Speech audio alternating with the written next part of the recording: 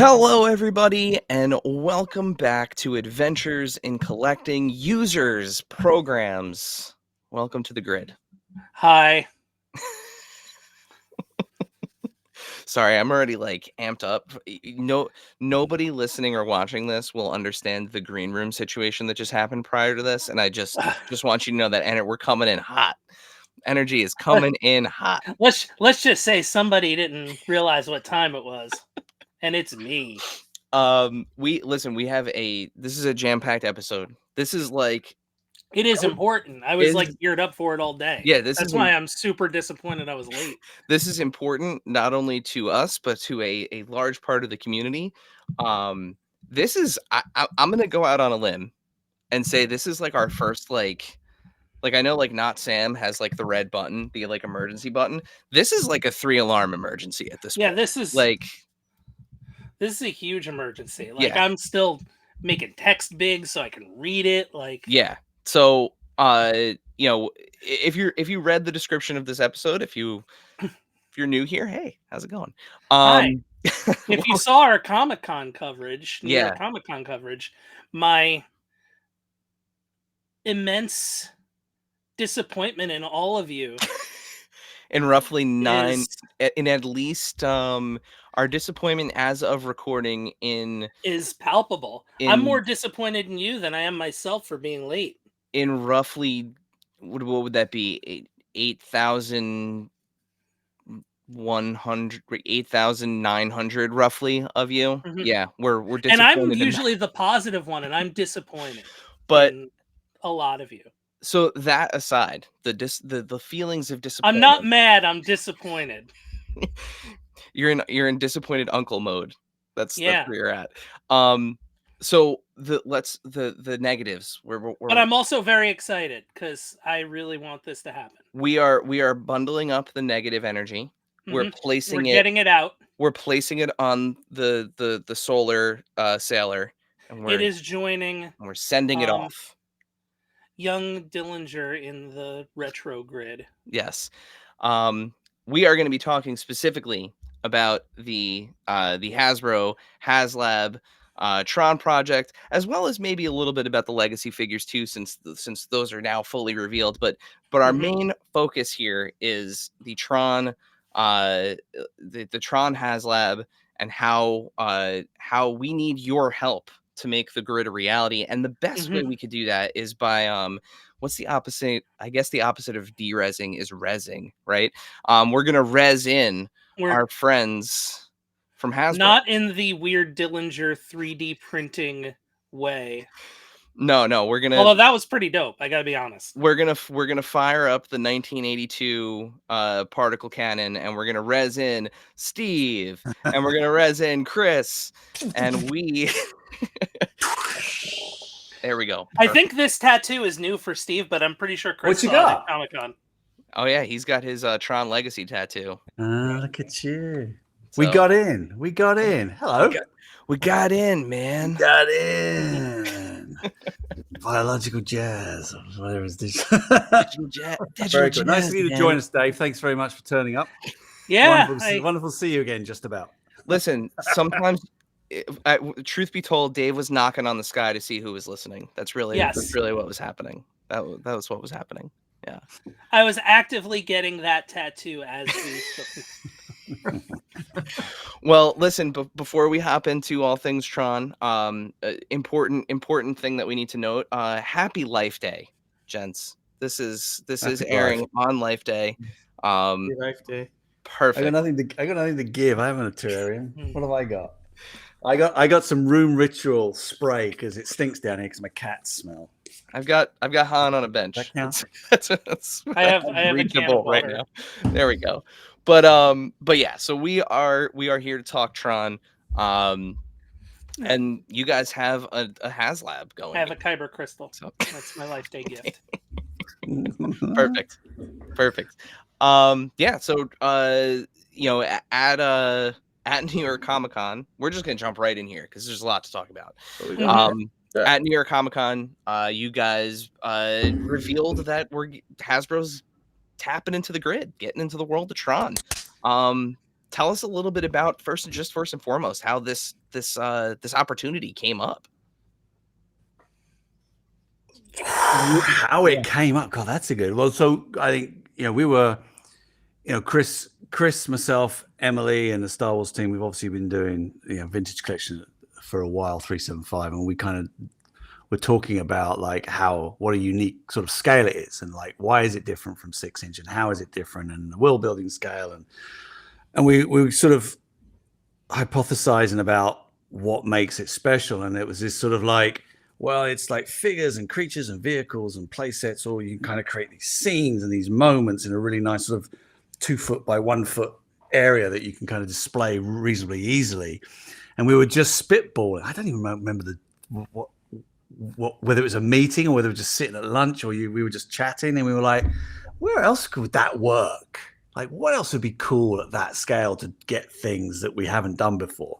And so we spat out a load of different thoughts and ideas, and we knew that Ares was coming, and we were like, well, we kind of like Tron. Like, I like Tron. Chris loves Tron. Like, Emily likes Tron as well. And we were just like, why don't we do Tron? Like, it's a Disney thing. We can talk to our friends there, and maybe and then that just led on to this sort of like, what else? So I think that's my memory of it, Chris. I don't know what your memory is. Yeah, but mine's very philosophical. Yours is probably more practical. No, it's very much the same, because I think it came out of a passion for the scale and for the content. I mean, it's really kind of both of those things led us to Tron initially.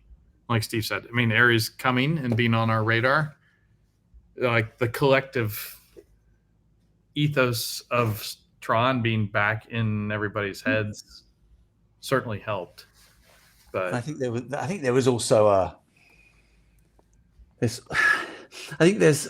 So I haven't got a massive Tron collection by any stretch. And Chris, I don't actually know how much Tron stuff you got, but I got a little cube there, and I love the original Tomy 82 stuff. And there was this desire. There's been a desire for a long time, really, of like, I want screen accurate 3.75. Like, seeing the stuff that Chris and Emily were doing and producing and designing, and the engineers and getting it in. I was just like, oh, I've got me. I was just like, I want ones like that. That has never been done before.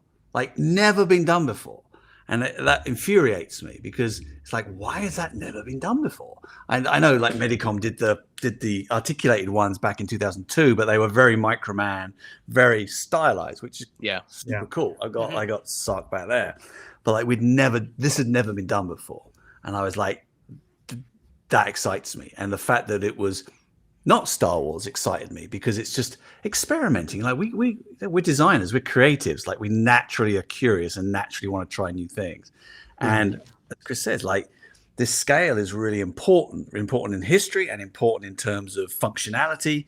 And I think actually, although it's sort of started way back in like 72, 73, it's actually on trend for modern needs, because like space saving and kind of space efficiency, it's a macro trend, and we're seeing a lot of it coming out of Japan with acrylics and things like that, where people are collecting their characters in space saving ways.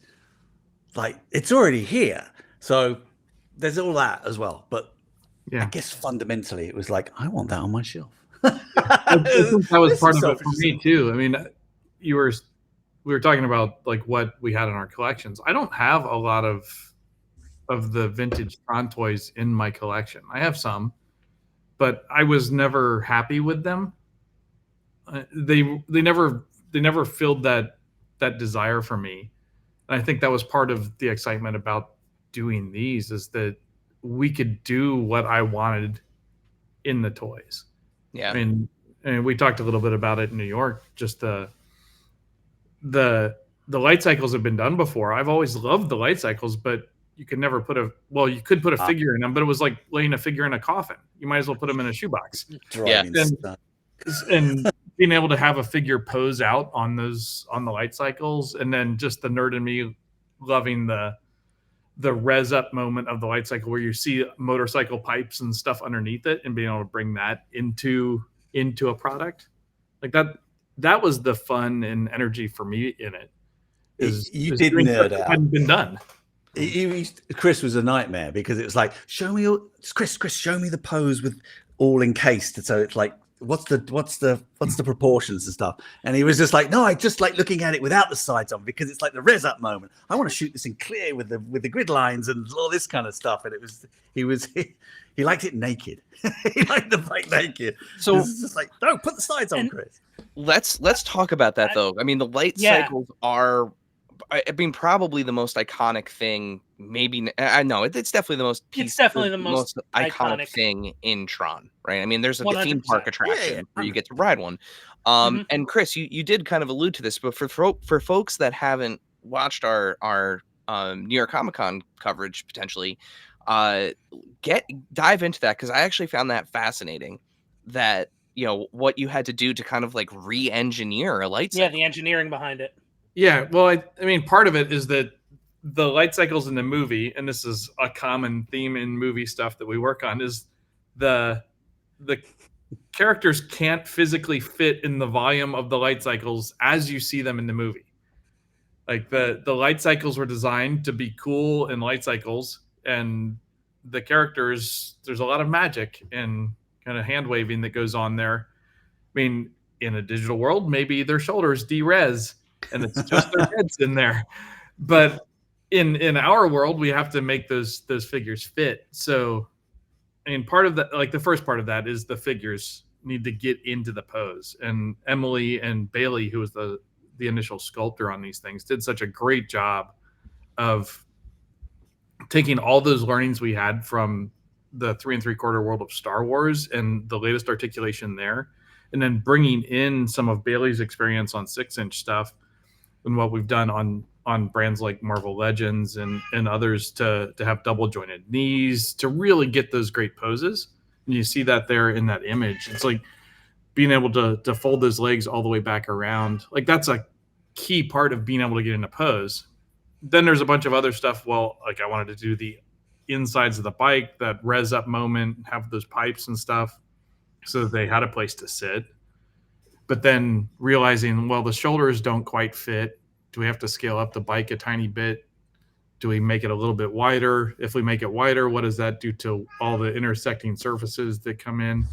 And it was a lot of back and forth and different 3D models, printing stuff out, just trying it, working with our partners over in Hong Kong on the models and the different shops that we're working on this stuff to really fine tune it.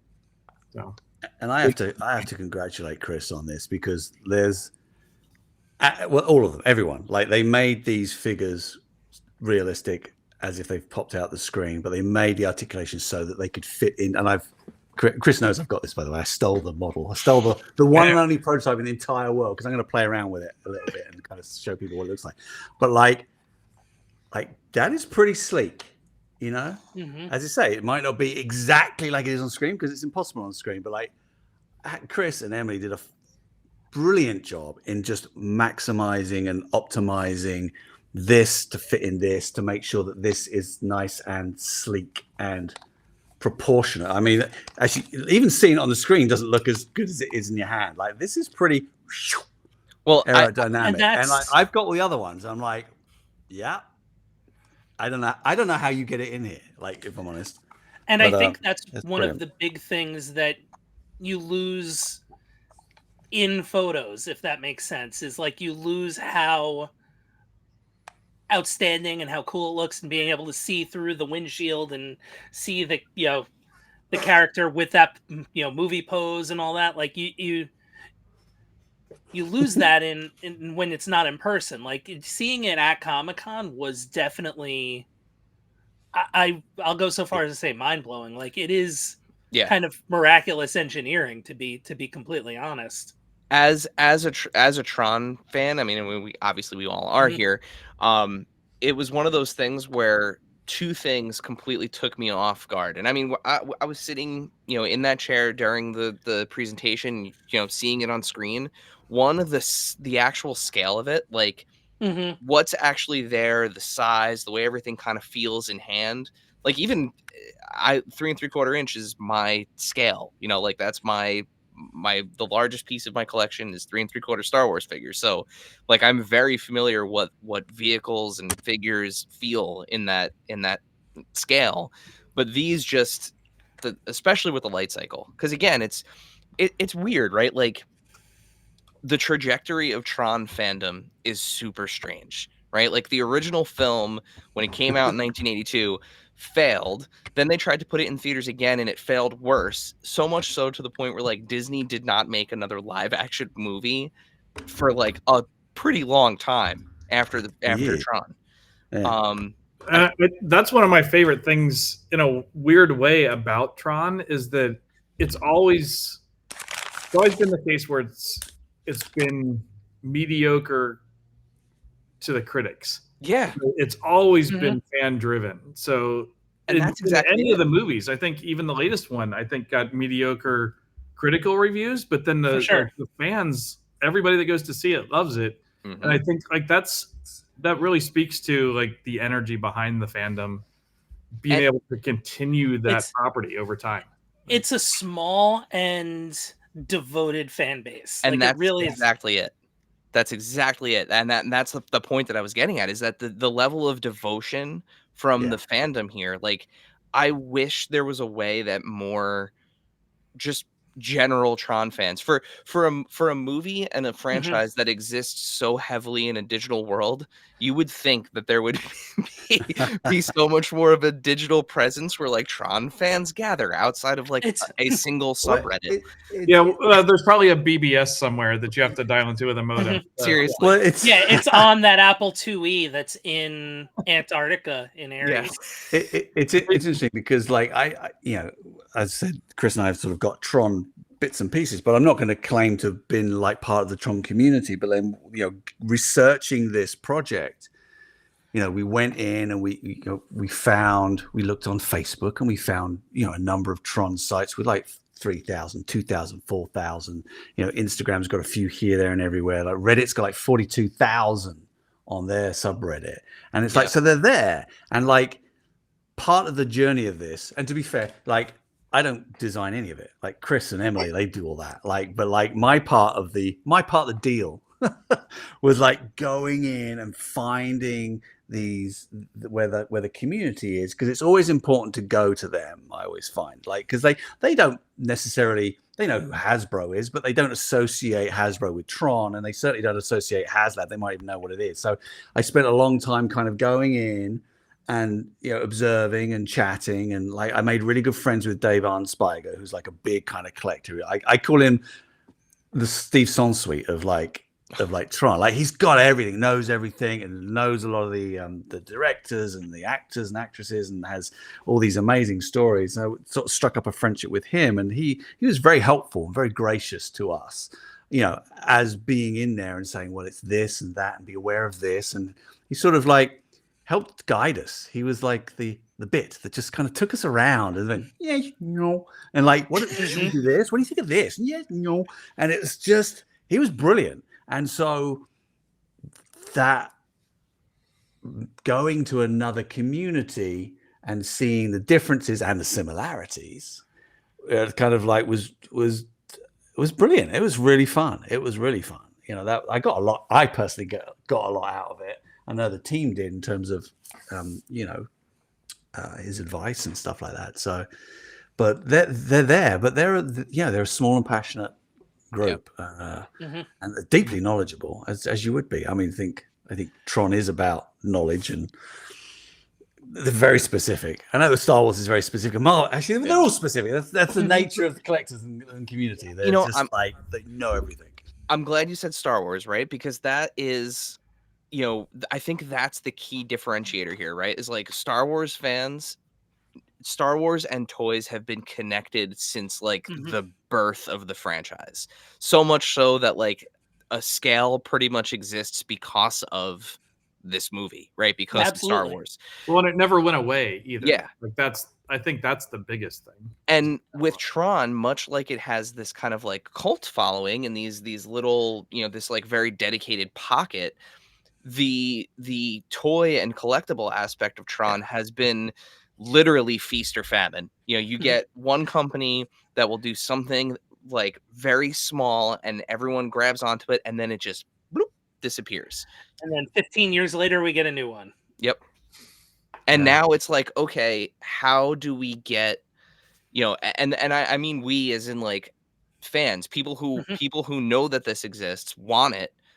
Like we backed it before we even left the dang auditorium, Yeah. walking down to see you guys put it out on display. But Yeah, like, quicker than the Ecto, to be yeah, honest, for me. like how do you show people that maybe don't collect toys, hey, there is this awesome thing out there, like, Yeah. price aside, there is this awesome thing out there that speaks directly to you and your fandom. And whether you collect toys or not, like, look at this light up acrylic display that you can put next to your Blu-rays, next to your DVDs, next to your VHSs, And next to your steel books. Like, and we're actually in a point too where like Tron is going to, even if it's not going to be in a movie or on a movie screen or a TV screen or anything, it's going to be in a theme park for as long as like basically time exists. mhm. I mean, yeah, it's put its place in cinematic history and storytelling history. It's there. It's not going anywhere. I think you're right. I think like I've been wanting.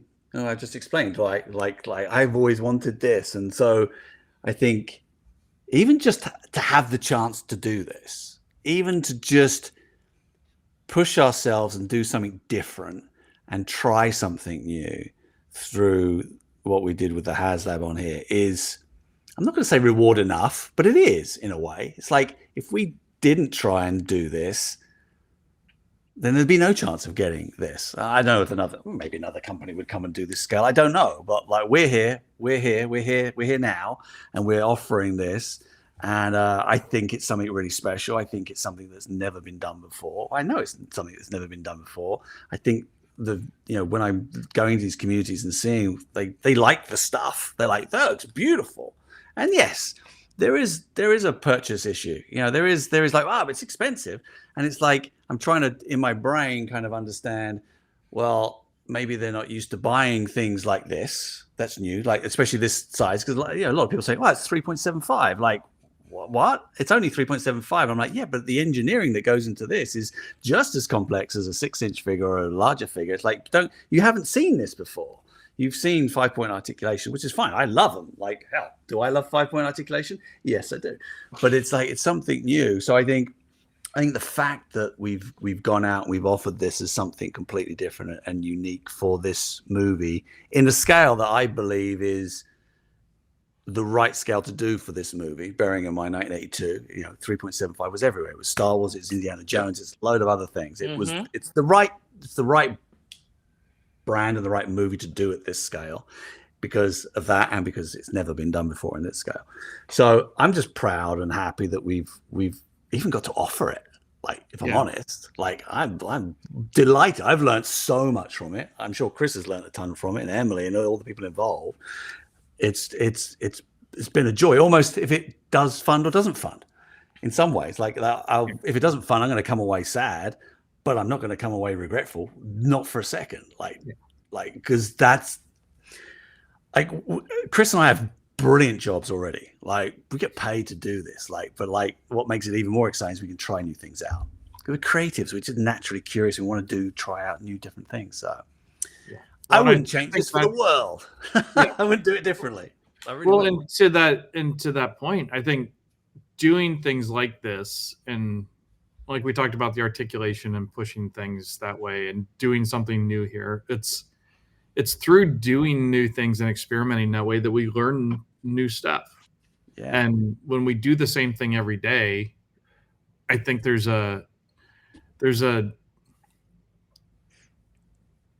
something that happens to humans where you just kind of get complacent. And I don't mean that in a bad way, because sometimes like doing the same thing is good and everybody wants consistency, but consistency like has a downside. It's a double-edged sword. Yeah. And pushing ourselves and seeing what we can do in this scale with deco and articulation and branching out into a property like this, it teaches us and lets us experiment in a way. I think that's critical to keeping the kind of scale alive and learning more from it too. Even just the challenge you had with getting these into the bikes without making the bikes too thick and clunky, the sort of the excuse me, the range and the shoulders and all that kind of stuff that you Emily and Bailey did, like that stays with us now.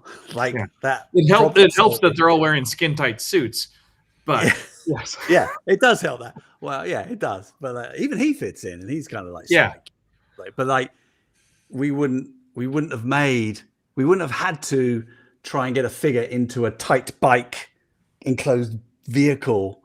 I don't think in Star Wars, not to this extent. So it all comes from the same well and helps everything. So. Well, and there's challenges with them in the bike, and what the photo you have up there is a great example of Tron looking up. Oh, yeah. If you know the Star Wars 3 3/4 figures, most of them can't get their head that far back to look up, and that's one of the things that Bailey helped a lot with is figuring out essentially a track mechanism so that the ball joint in the head has tracks in addition to the ball joint, so that it can get a little further back. So and that's a learning that we can take into Black Series and to TVC into the other brands we do. Like and like I was saying, like growing and experimenting and doing new things like this, where it challenges you in a different way than you're used to, is great for evolving product. Well, talking also about something new, who else is on the screen here? You guys are the first to tackle Yori. I mean, a main character of the film that has never had an action figure. She has Super 7 to Yori. Okay. Super 7 5-point, but not like this. Not like this. Not like proper this. Yori with Not a removable figure you can helmet. recognize as Yori. Yeah. With removable helmet. Where is she? Yep. That you don't have to go to the theme park to get. Also. Oh, she was exclusive there? Yeah. Yep. Those were all park exclusive. So where is she on card here? I have a picture of her on card for those watching along there with her removable helmet while Steve gets her out of the bag. Don't try and take her helmet off, Steve. No, I know that already. I remember Matt when he was photographed. Yeah, we like, teased does the Matt. helmet come off? And I was like, if it doesn't feel like it wants to, don't, because it's We tease Matt in the photo studio. He does such a great job on photos, and I joke with him that he's got hams for fists sometimes. Yeah, I don't even know. This photo shoot in fairness was to Matt, it's unbelievable. joking. We didn't warn him that they were as fragile as they are. His photo shoot. Shouts to @shooting the galaxy on Instagram, Matt. This photo shoot was ridiculous. So good. Yeah. He had fun. He had fun doing that. Yeah, put that. Does that snap into focus? Is my camera that good? There you go. That's not bad. There she is. That's not bad. What do you mean? It's even better. You're out of focus, and she's. Shut your face. It's like picking up Sark. Stop picking up Sark. Pick up her. No, I did it before. They obviously like Sark. Yeah, but the brand protection police like the front view of her better. Yeah, I haven't actually held these because obviously you had them for New York Comic Con and I was off ill, but like, they're really I'm just fun gonna put them in my collection now, Chris. And off he goes, and there they go. We better have the model shop make another set or two. I'll take some photos of these. In sort of in situ. Yeah, put them in there with the other Tron stuff you have to show the contrast. Actually, that would be great. That would be great. And don't get me wrong, I love all the ones I've got. Like, don't get me wrong. I don't want this is not but like this. You think you have Tron action figures? You don't. They're here. And I mean that with all love and respect to everyone else, but like I'm just for the first time actually holding them. Oh, they're okay. All right. And getting them in the poses they can get into. That was one of the fun things at the shows we took these to, is that Dwight with the other figures and me with these, we would repose them every day and put them in a different pose, get them out. Like you can put Tron and Yori in kind of the poster pose. You can have them battling with discs. It's just, I mean, it's one of the joys of working on toys and figures like this is being able to play with them. I had a good time that first day at New York Comic Con watching you and Dwight put them into poses and put them into the case, Chris. Like I was living vicariously through both of you at that time. That's 3 times that word's been used tonight. Vicarious. Like even Sark's head, just like the way he's got his like little kind of collar thing, just in terms of posing and just getting that slight. The depth in it, yeah, like the multi-layers. And this is this big. This is like. Well, that's the thing. The engineering is incredible. It's literally miraculous engineering. These figures. It is. A lot of people look at these and they go, "Oh, it's half the size of this big one. It's got to be half the value." And it's like, value is not what you pay; it's what you get. You get just as good engineering. In some ways, I'm going to even say better, just because it's smaller. Like the stuff that's going on in these figures. Well, listen, you guys know how much I love vehicles. Right. How much I love vehicles. This is the only scale where only action figure scale, put it that way. Not the only scale, period. The only action figure scale where you could potentially get a recognizer down the line. Any other scale, it would be unbelievable. It would be the flag. Yeah, like oh, no, we know. We may have measured that out. Yeah, I think we had a foam core of the recognizer floating around Steve's office for a little while. Imagine like you would need 2 rooms in a house, one for the recognizer and one for the USS flag. Yeah, there's a place in my heart for 1/12 scale figures, and I am so excited for the Tron Legacy figures that like they look fantastic. But there is never in any realm of possibility that a recognizer at 1/12 scale would be feasible. No shot. Like literally, no. They're building size in the real world. Like no.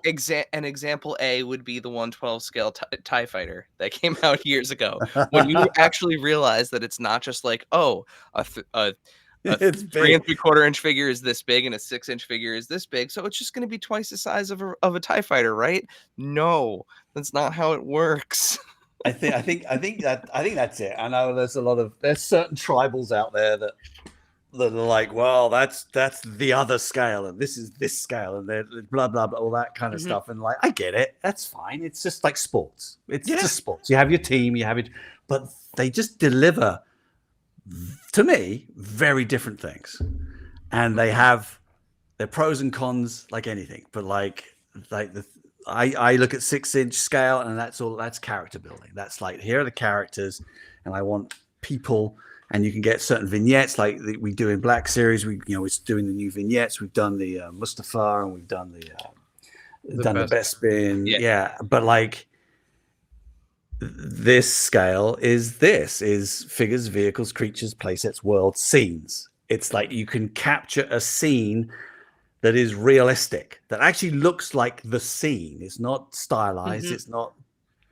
It's not stylized. But to me, they are big enough for all the detail, and they are small enough to create dynamic dioramas. And some of the dioramas that people build in Black Series is fantastic. Some of the things that build in 375 is just beyond, because you can have AT-ATs and Hothscapes and cantinas and throne rooms, and some of the pictures. And I've just asked on my Instagram, like, hey, show me your 375 displays, and they are just mind blowing. Some of them are just mind-blowing. It's that aspect of 375 or the 1/18th, whatever you want to call it, that I am desperate to advocate and to share and to show, and I need help to do that. We need help to do that. Like we need to just advocate this scale, because it's unique. It really is unique. And the other thing I absolutely love. Before we leave that topic, if you guys are not following Empire Toy Works out there, just the guy's rubbish. He is awful. It is unbelievable the stuff that he does with the 3 3/4 inch scale world building. It is just. If there's one place I want to go, it's in whether it's his attic or his basement. I don't know where it is, but his world, like it is. I don't know. It's Blade Runner. Yeah, wherever he lives, I would also like to live. Like just oh my god, it's insane. I mean, I come down here and feel proud when I got my blue lights on, but there's nothing like that. Yeah. Like for those watching, this is a 1/18 scale Razor Crest. Like this is the HasLab just for scale. Like usually it's on the internet. What's like banana for scale? This is like Razor Crest for scale. It's This is insane. It's crazy. insane. But it's Banana like, for scale. but then any other scale that wouldn't be possible, or you need a lot more space, or it'd be too small and you wouldn't get all the detail, the posability, and all this kind of stuff. So it's just this sweet spot. And it's not a coincidence that it's that. You know, when our friends in Takara in 1973 went, oh, we can't make 12-inch Genshin Cyborg anymore. We have to shrink it down. I don't know who did it. I don't know who went, yeah, about that. It was just genius. And I'm sure they made it and went, oh, hang on a minute. This is a really great size. We can build all these ships and play sets and stuff, and it just still fits on the table. You see the adverts from it from like the early 70s, and it's just all there. I don't know. It's the other thing too for like diorama wise too is you basically get the start of your Tron diorama, like with the piece of the grid and the like, you know, numeric kind of pseudo alphanumeric like kind of background piece that you can build off of. Like you could build off of this. Yeah, well, and that was part of what we wanted here is we talked a lot about the entirety of the offering, and what was the shrine to Tron is kind of how I kept thinking about it. Yeah, like if I get one thing, what all do I want in that one thing to make it that centerpiece? Yeah. Mm-hmm. Yeah, you guys have made a Tron centerpiece. And that's why, you know, like everybody that I know that isn't like, I have a friend who is, and I'm not going to name him on here, but Dave knows who I'm talking about. He loves Tron so much, his dog's name is Tron.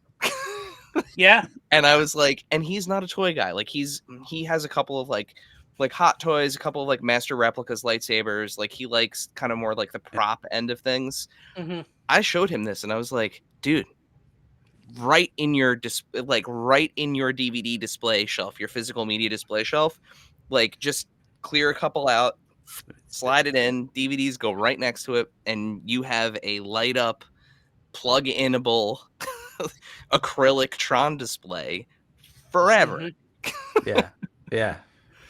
Actually, centerpiece is a good word. Chris and I often use shrine. It always sounds like it's like shrine always sounds slightly kind of weird, but like centerpiece is actually I think. But it is. It's just like we just wanted to capture it. We wanted to capture because you know the 375 initiative is just that. It's an initiative. It's an exploration. We're exploring. We're trying different things out. This is not a massive line that we're going to kind of bring out like one every few weeks. It's just we were just curious. We were just, hey, what happens if we do this? So like that's why we decided to kind of release it as a one piece, as a one centerpiece, shrine, whatever you want to call it, that has never been done before, versus individuals and all this kind of stuff, because it was just a way of doing it. It was a way of allowing us to do it, allow these kind of crazy designers to kind of like have a go and just kind of see where it takes us and kind of learn new things and kind of try and pay homage to a film that we really care about, that is important. It is important to pop culture, and it's for sure. And I know we mentioned like about how they did originally in the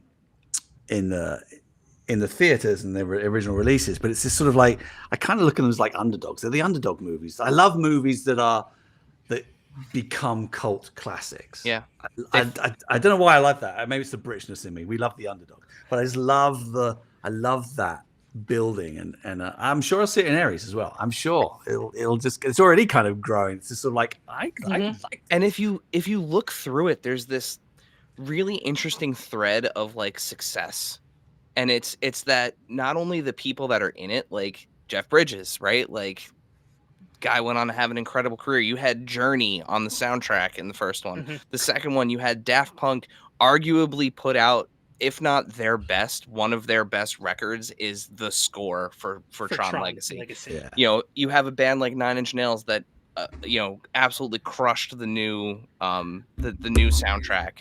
You know, Trent Reznor doesn't do Nine Inch Nails scores. Yeah, like it's not, and that's the thing. It's not like Trent Reznor scoring it. It's an actual Nine Inch Nails album. Like it's just this movie. Yeah, I've heard people describe it as going to a 2-hour Nine Inch Nails concert.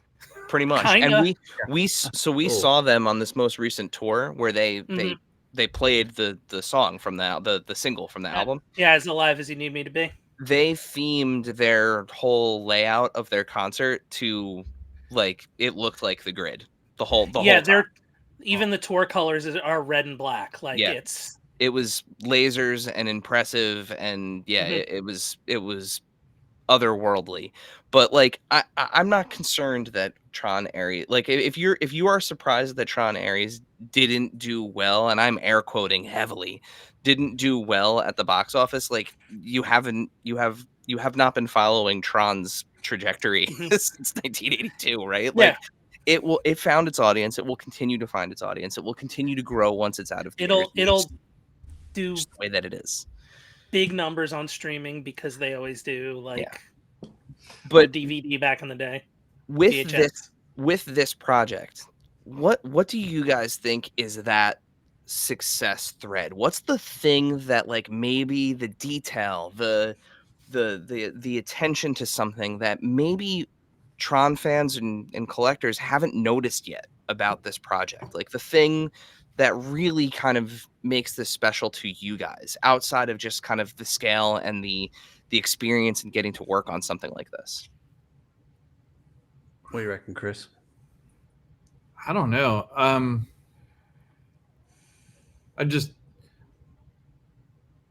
think the thing, I'll answer it kind of around the corner, because I think the thing that I've been experiencing as we show this to fans, the Tron fans, is that I've had multiple interactions where they come up and they've seen it online, and then they see it in person for the first time, and they're stunned by it in person where they weren't online. And I think that's just, I don't know if that's because, like we talked earlier, Tron fans aren't out in the toy world. They're not used to looking for things. So I don't know if they're tuned into the detail level and stuff that these have that previous things haven't. I don't know what that is. But for me, I think it's all of that. It's the really the detail of these things. And you could look at these and online, you don't know whether, like, I could tell you that's a 6-inch figure, and all that detail is completely believable for a 6-inch figure. It's completely believable for a 12-inch figure. But when you see it in person as a 3 3/4 figure, I think that's the most special part to me, is that it's all here. It's all this big. I agree with you. And I don't know whether I can articulate any better, but it's like I've been involved in this project since its beginning. This is the first time I've actually really held the things. Yeah. And this scale helps. It just helps because you get to see all of it all at once. And it's just, I don't know, it's just the detail that's in the deco and the articulation and the characterization through it is just, yeah, you can't do it justice. I wish I could pass this through the camera to everybody so they could actually just all take turns and hold their hands. And everyone that's sort of gone, yeah, it was just a 3.75 figure. Like, what? They would know what I mean. It's like, and I keep saying, I'm just going to keep saying it. I'm blue in the face, which is pretty easy because I got blue lights. Like, you haven't had the opportunity to have a Tron figure like this. Never. Yeah. Ever. You've had 6, 7-inch ones, but not at this scale, not at this detail, not this articulation, not this deco. And like, you don't know what you're missing. You really don't. It is just like, wow. And again, I don't know what the value of that is. And like, what is the value to me? Like, I don't know. I think it's pretty kind of special, but yeah, I'm biased. Yeah, it's our project, but like, I think that's the magic thread through it is just the detail achievable at a scale that is displayable. Yeah. To make your shrine that could fit on your DVD's case that people can go, what's that? And it lights up, and you go, "Oh, it's Tron. Cool. They're small. I remember they're not the ones I remember. What the hell? Oh my god! Look at the detail. Look at the thing. Oh, they do on the back, and they got the effects with throwing it, and they got every single. I'm gonna hold Emily to the fire. Every single piece of deco, like we had Dave Arnspiger check these over, and like we had copious amounts of all the references, and some of them are difficult. The program, the sort of a generic program was really difficult because they were kind of like, yeah, like sort of, it was like there were so many different gauntlets and so many different, kind of hockey helmets and different. They were all different, and it's like, which one do we do? And that kind of like squirrely nerdism is something we absolutely love. It's like, Emily was like, oh my god, we could do this, we could do it this way, should we do this, and it's just, you get all into it, and we just also congrats for picking the one with the most complex pattern out of like all of them. Let's blow the whole deco budget on the program. And that's the other thing. It's like there's a lot of deco on this. All right, there's a lot of deco. I mean, you look at it and go, it's simple. But it's not. And I think the other thing, because they're in these kind of like tight suits, the human nature of it is very pleasing when you hold it. Like if you take an action figure that's got like a big trench coat on or something like that, it's not as pleasurable to kind of just hold. It doesn't feel like you've got a miniature person in your hand. But like these somehow, I can't even describe it. I'm not even going to try, but it's just, there's something really cool about holding these sort of very figural figures in your hand with all this deco with very simple color schemes. Like the color break, there's 3 colors.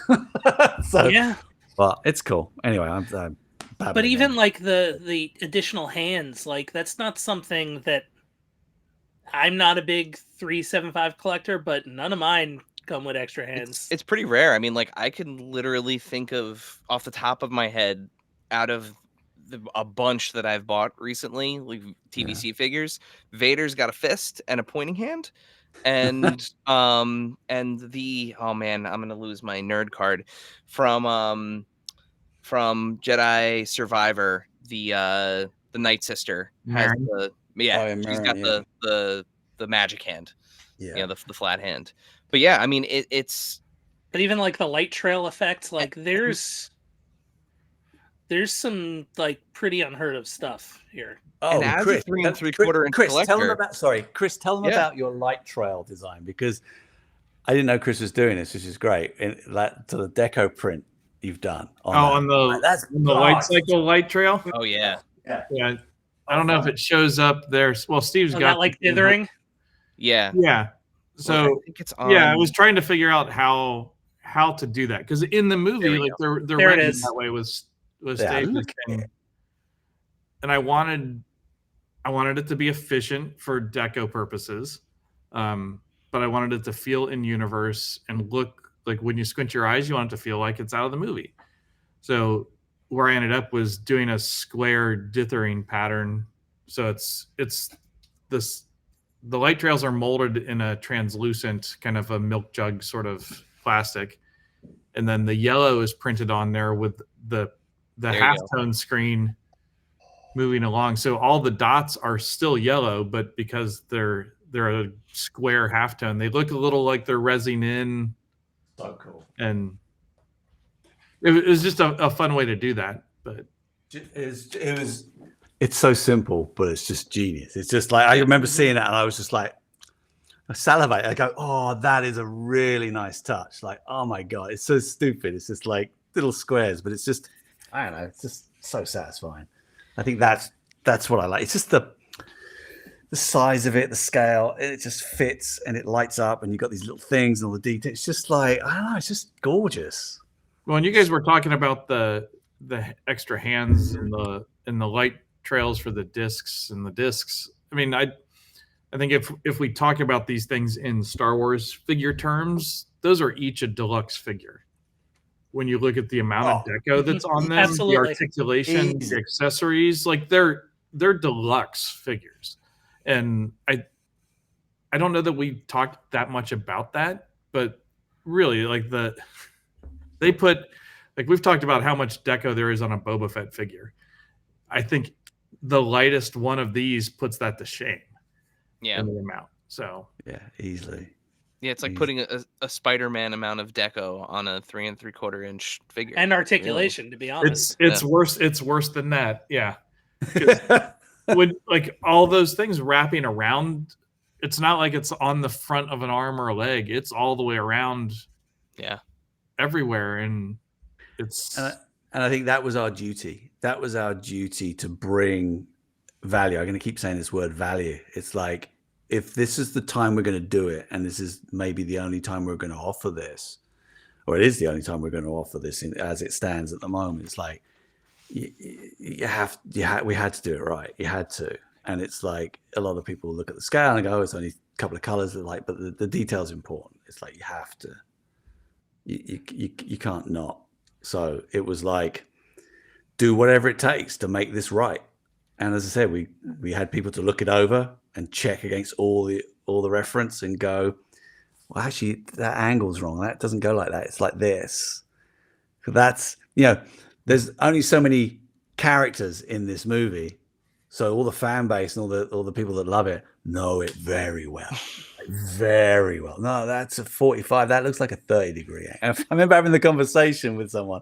No, it comes out a bit more. And I'm like, right. Oh, okay. That line was quarter inch hard pack tape on his helmet, and that line was half inch. Like, yeah. And Steve said it earlier. If this campaign doesn't fund, we're going to be sad. Like, no question. But I am never going to regret the amount of work we put in on this. But as we were just talking, what went through my head is I might regret that we didn't talk more about the amount of work we put in on this, because I think that's something that people don't necessarily understand, especially in the Tron community. I think Star Wars fans get that, because we spend so much time interacting with the Tron, or with the Star Wars fans, but the Tron community, I don't think, understands what all that means. The deco, the articulation. Yeah. And again, it's that toy knowledge, that like basic entry level, to the concept. But speaking of other folks, as we usually do when we have you guys on, and and any of our guests, we did go out and collect some questions from the community for you guys to answer. So just to make this quick, keep an eye out on our socials for when we announce new guests at AIC_podcast on Instagram. We'll put a post up, and you could submit questions as these folks did for our Q&A here. So Dave, help us out. Let take care of our first question here. So at Riley Bob 86, with the made to order option on Hasbro Pulse, why the decision to make this a HasLab as opposed to a made to order project?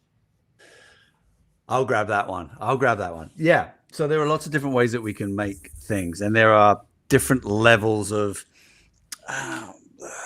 nicheness. Is that a word? Like, so Tron is a niche fandom. I think that's fair to say. They have a strong, small, passionate group, and that's niche. Absolutely fair. And it's niche for us.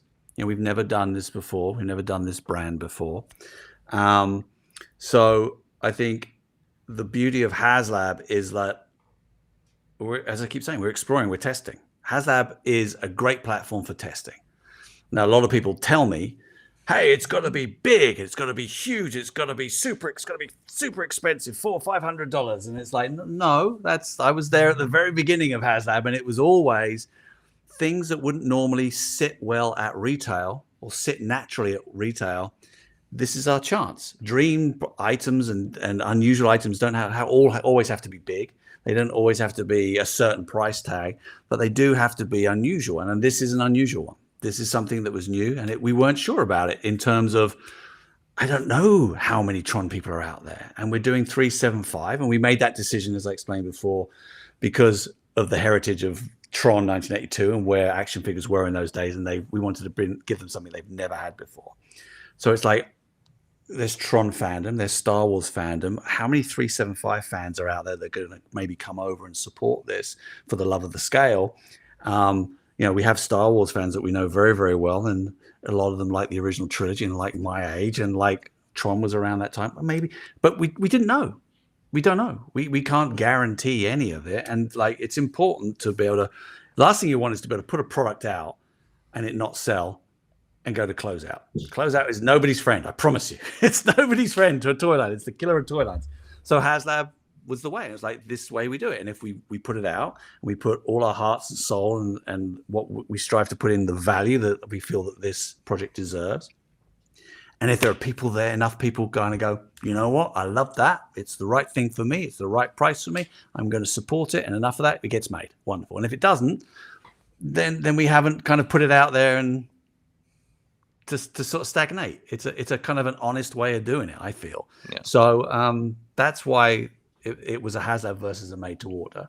So made to order is you've committed to making it. You're making the tools, and you make it only as many as have the orders, but you still got to make the product. So HasLab was a good way of doing that, and I don't think we've used HasLab in this way before, which I think some people have kind of gone, oh, yeah.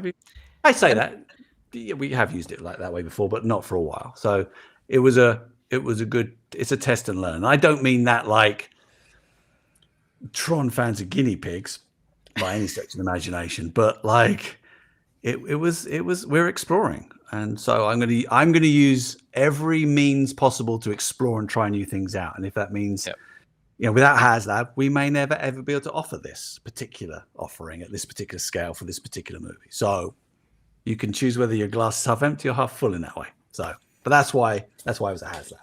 And I think it boils down to, especially you guys are super familiar with this, as doing what you do, but the 3 3/4 inch community, like they see the legacy figures get announced as 6-inch figures, and it's like, oh, they'll just be available on Hasbro Pulse.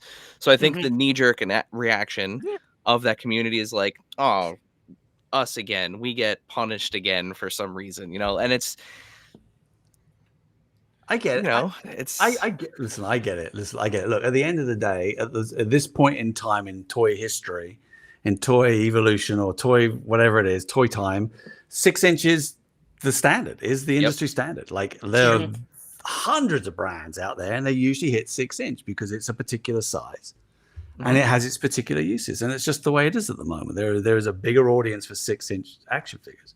Now that doesn't mean they're any better or any worse than 3 3/4 inch. So I think we arrived at 3 3/4 inch for 82 because it was the right scale to do something new and never been done before for that movie. For Legacy, it's a different generation. It's 18 years. 18? Yes, 18 years later, that's a different generation. There's a different, and at that time, it was 18 different years since Legacy. Oh. Yeah. Oh, 18 years since the from first the one. original. It's the first movie. It's 15 now from. Yeah. So it's 18 years different. So it's a new generation, it's a different generation. That generation grew up with larger action figures. We were at a different point in time. So it kind of made sense. And to be fair, Dwight loves Legacy, and he wanted to do 6 inch figures. And we're like, that's okay. We could have made them all 6 inch, but we wouldn't have been able to deliver anything new for Tron in the way we want to do it. We could have done it all 3 3/4 inch, but I felt that the Legacy ones were more suitable for 6 inch. Listen, at the end of the day, whatever decision we make is going to be the wrong one. That's good. One could say, I've learned that. One could say it's digital jazz, man. It's also the technological jump from 82 to 09. 2010. So 18 years. Yeah. So there's a little bit of homage to that. And again, some people want it all in 6 inch. Some people want it all in 3 3/4 inch. Some people don't mind them split. Some people hate the split. But it's. Wait, do you mean you can't make everybody happy all the time? No, I've tried. Listen, as I said before, Chris and I have wonderful jobs, and that job is made even more wonderful as soon as we realize that we can't win. And that's okay. Like, I get up every morning, I'm going, all right, can't win, but it's okay because we're making toys. We're making toys for communities that are just wondrous. Just wondrous. Like, I started out in the toy community, and Chris probably before me, probably about the same time, Chris, like in the early 90s. Just what's this toy community thing? And it's just grown and grown, and social media has helped. And it's just, and you have the beautiful people, and you have the not so beautiful people in it, and it's like, it's all right, good, bad, and the ugly. It's all good. It's like I could be selling insurance, but I'm not. It's like, no offense to anyone selling insurance. Sorry. Anyway, I think part of it too is like Steve talked a little bit about there. I mean, we're like, this is an experiment. Like, we're learning. Like, the community should not think we know everything about what we're doing. We are even after 25 and I years. think I've talked about that on a podcast previously. It's like that's that's one thing that experience teaches you, is that you know less the more experience you have, or you realize how much less you, or how much more you don't know. Yeah. You And don't we're- know what you don't know. And we're like, we've been doing this, like Steve said, since the early 90s.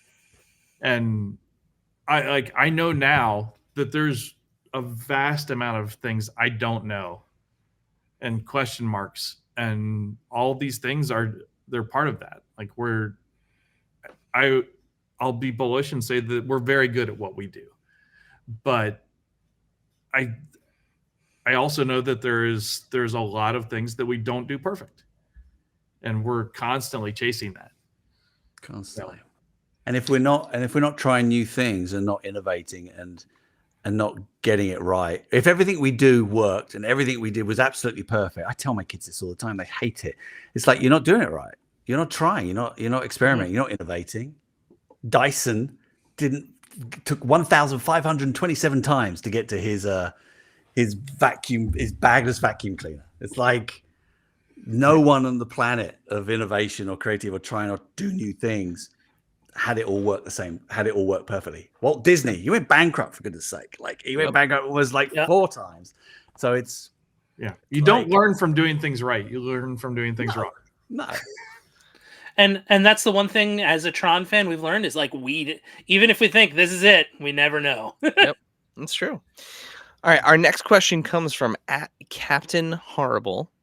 Steve, you already covered this, but we'll get it out of the way real quick. If this HasLab doesn't fund, will these figures ever be offered again? I don't think so. Not from us. I don't think so. Like, who knows in the future? I can never say never. Never say never again. But no, I don't think so. Yeah. I mean, the HasLab model is great for telling us how much interest there is in something. Yeah. And how big of a market there is for it. Yeah. So this is it, folks. So if you're the type of person who's ever been, you know what would be great? Some Tron figures. Boy, do I have some Tron figures for you. I've got a project for you to take a look at. They're right here. It's like they'll probably be in Steve's basement in a case. Yeah. Who gets to keep the prototypes? If this I think we have to grind them up. We have to grind them up, don't we? Oh God. No, or do they get to go in that vault, that Hasbro vault? I don't know. I don't know what the IP law is on that. I don't know. Oh. I think the law is we have to make 2 more sets of them, and then we have an offsite storage for safekeeping. Well, at least this weekend I can put them in my case and kind of have a look at them. It would be very on brand to send a set up to Antarctica. Just throwing that out there. We need the seed vault for unproduced toys. Yes, I love that. Dave, next question. Yeah, kind of along the same line. Like, from Salty Hyper Beast. Are there any plans to make legacy figures in 375? I'll add to it Ares in 375. I think we all know the answer to that. Well, no, I don't think you do, actually. Yeah. I don't think you do. I think it all depends on what happens here. As we said, this is an experiment. This is a test. Like, if this went gangbusters, listen, HasLab is a very stressful journey, all right? HasLabs go, woo, plateau, woo, at the end. This is slower. I'm not going to lie. What was it? 8,000. We need another 8,000. Like, we've had 8,000s go crazy at the end. Whether it happens with this, I don't know. That's not up to me. It's out of my control. All I'll do is annoy the community by plugging it and trying to tell you kind of all the amount of love that we put into it. So I think, if these were successful and 375 is something, then yeah, might do. No plans to at the moment, but like, never say never in that sense. I think, yeah, that's my answer. Yeah. No's never an answer. We've seen HasLabs open doors for other stuff to happen in other lines. It's true. So, I mean, that's kind of if you want it to be possible, like, you've got to show up, right? Like, if you want a sequel to a movie to be made, you got to show up and get 10 of your friends to come, and they get 10 of their friends to come. Like, it's you vote with your wallet. So if you want this, That's the answer. You can make your own destiny here. Yeah, everybody you really can. Tron fans own the destiny of this project ultimately. And I don't want to appear as if we're like taking hostage. Like, well, if you don't get this, you don't get that. But that's just the way the world works. It's like, of course, if something is successful, you want to look into it and develop it a little bit more. And if it's not successful, then you move on to the next experiment, the next test. And so that's where we are. So we're gonna and the same goes with the 6-inch ones. But I think the one thing that we know for sure is that like the technology put into this is, and correct me if I'm wrong, is going to exist moving forward, or can exist. Well, the learnings from doing these figures are certainly part of our repertoire now. Yeah. Whether what we have done on these figures makes sense to implement on other figures, that's an open question. But now we know we can. So we're going to end the Q&A here with a hopeful question. From @21B asks, when this HasLab is funded, how will it come packaged? Like in terms of, I guess, like the, for those that have ordered previous HasLabs, there is beautiful big box inside other box. How would this come packaged? We've talked a good bit about that, Steve. You're closer to that than the rest of us. I got ones right here. So yeah, so we, over the last, I think we started it kind of 2 or 3 HasLabs ago. What we call collector grade. It has a collector grade kind of thing, which I hope the people that have bought the last 2 or 3 HasLabs have noticed the vast improvement in sturdiness of the packaging. Like Chris, your Ghost. What was that? 48 pounds? I think 28 of that pound. 28 pounds. Yeah, it was like 26 kilos or something crazy to ship. It is tough. So, as you say, the figures are carded. I think the bikes and the base will come in a box, and then that will come within a box, within a shipper. So it'll be, and it's it's not. I'm looking at the cantina over there, which is huge. I mean, it's probably the size of that. So like, it's actually a decent sized box. It's manageable. So it'll come well protected. I don't think you're going to get. It's easy. It's easy to ship, if that's fair. Easy, but yeah, we haven't designed the outer box yet. I mean, Sean Kenny, who did the card backs, we've done that, which are kind of cool, and they're still work in development. And it's interesting because a lot of people, the other beautiful thing about HasLabs is that we're still making it and we're still developing it. Like we get a lot of constructive criticism, and I'm always open for constructive criticism. Give me constructive criticism. Don't give me just criticism just to be mean. Like that doesn't actually do anything for me. I ignore it, and it doesn't teach me anything. But someone was talking about, hey, what if that is like a resealable pack, and what if I can blister it and then take it out? And I was like, oh, that's kind of interesting, because I don't know whether Tron fans are openers or they're minting cards, or whether they buy 2 and they open one and keep one shut, like a lot of Star Wars fans do. So that's kind of interesting. So I think HasLab, we're still making stuff. I would use this analogy, or not analogy, like Chris on the gunship. You and Adam from Lucasfilm were tweaking deco as we were showing it to people, and going off and having it painted. Yeah. So that's the beauty of it. Anyway, I've digressed. I can vouch for that in person. Yeah. So well packaged is the answer. Cool. 2-1B. I think of one of the coolest HasLab packages of all time was the Proton pack. The amount of just fun, opening it was an adventure itself. It was fun, discovery and everything like that. So I think there's things like that were there's no legacy packaging style for Tron that we're referencing. So it's a complete question mark as to the final design of how all that would come together. Sean Kenny had we all did. We had love meetings like this where we sit down and we go, what's the thematic? Is it old 1980s computer boxes, and you unbox it like you would do an old kind of Amstrad or something? And he eventually went on, there's a lot of arcade inspiration there. We got the original arcade art and had a look at all the line art and noticed a lot of greens and kind of cerises and things and black. So we decided on landing on this where it's kind of like retro but modern. We wanted it fresh. I didn't want it to look kind of old fashioned, so we kind of went for this sort of retro, this arcade look. And I don't know yet what that means. If it funds and we get into the box and the unboxing, I don't know what that looks like. Yeah, it'll be fun. It'd be fun though. Like it'll be really fun. Like if Sean's you got I was bringing up photos of old computer boxes that I remember from childhood, like when we got our first PC and old Apple boxes. Yeah, what all that stuff looked like. Just as like, hey, could we do this with the shipper? So the shipper looks like you just got a package from 1982. Oh, like all sorts of fun stuff like that. So that's from my head like initially. A lot of slip cases and stuff like that. Yeah, like what if ENCOM was shipping you hardware in 1982? We actually said that. Yeah, it's like, what's your ENCOM computer box?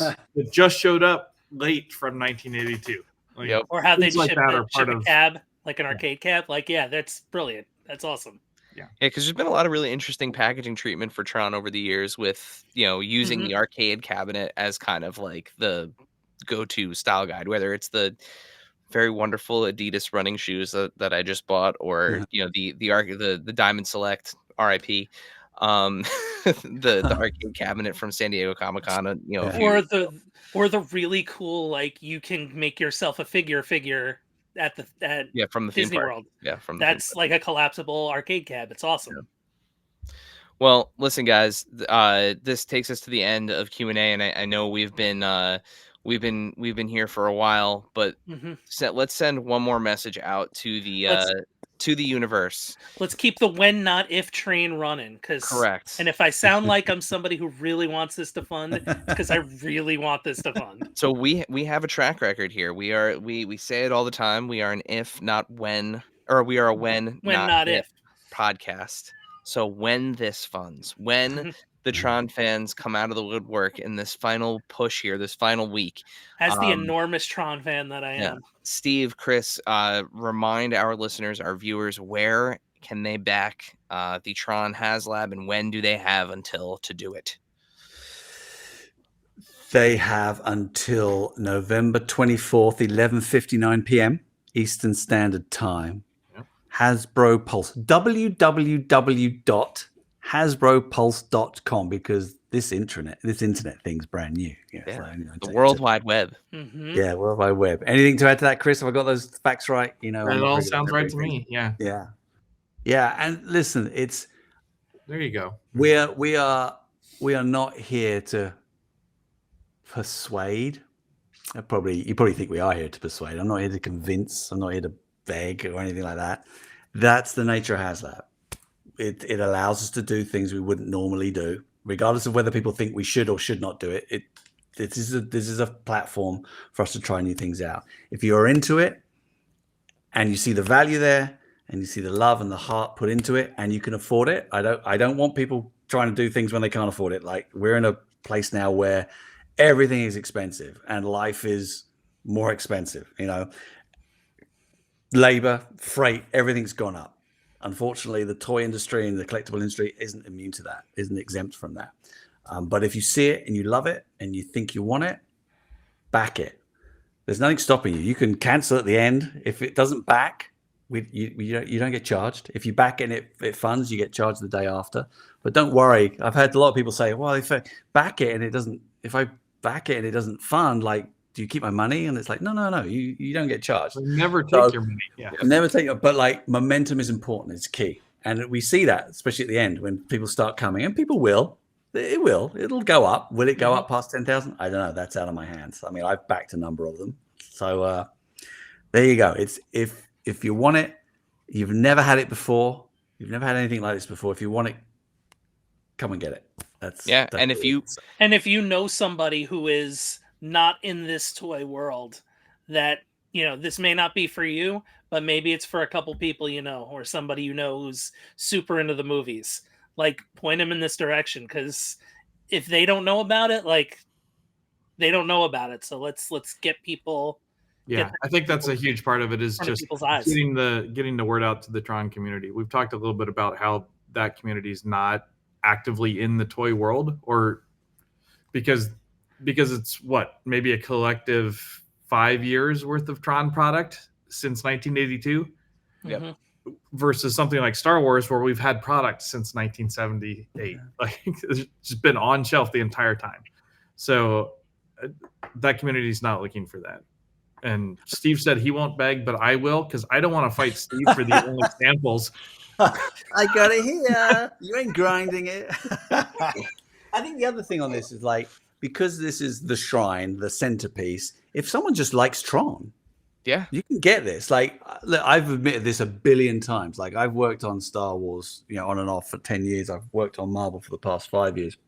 I don't collect Black Series or Vintage or Marvel Legends. I'm intimidated by it because there's so many. Like, Marvel Legends has like 1,500 things. And I like my retro stuff because they're little individual little memory boxes that I have. Mhm. This is what this is. If someone likes Tron and you can get this and not have to worry about the intimidation of having to get more and more and more and more and more. Now, some people might look at that and go, well, I want more and more and more and more. It's like, well, you know what? You might get more and more and more when we get this done. But like, I don't want people to be afraid of getting this just because they love Tron. Like you mentioned, Dave, your friend who's got his DVD collection. Perfect. Grab that, put it on there, you're done. You are. Lights up. It's a little homage, which I think is what we're trying to do with the 375 thing. Just create these homages. Because Also, you never have to buy another toy in your life. It's a USB cable to the wall.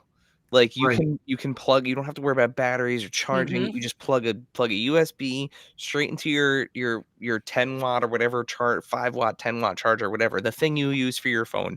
You plug this into the wall. It's got a neat little switch on it. It's the button, right? The Tron logo. It's the logo on the front. So you don't have to worry about like dealing with buttons hiding in the back. You just you hit the little Tron Same way button. your NES Classic works. It really it's true.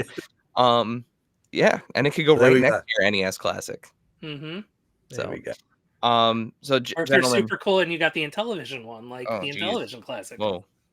There's no knobs on this one. Yeah. Yeah. But yeah, guys, thank you so much for taking the time. First of all, thank you for bringing this project to life. Yes, like I said, thank you so much. We are so excited and really, really hope that the Tron fans, unplug from the grid long enough to come and fund this. Tron fans, Star Wars fans, 375 pop culture fans, DVD collector fans, sci-fi fans, Disney fans, Where you at? Come on. Yeah. Well, and you thanked us, but Steve and I get to come on here and talk to you guys, but oh man, we've talked about Emily and Bailey being huge parts of this. Yeah. But it's a massive team, and we talk about it all the time.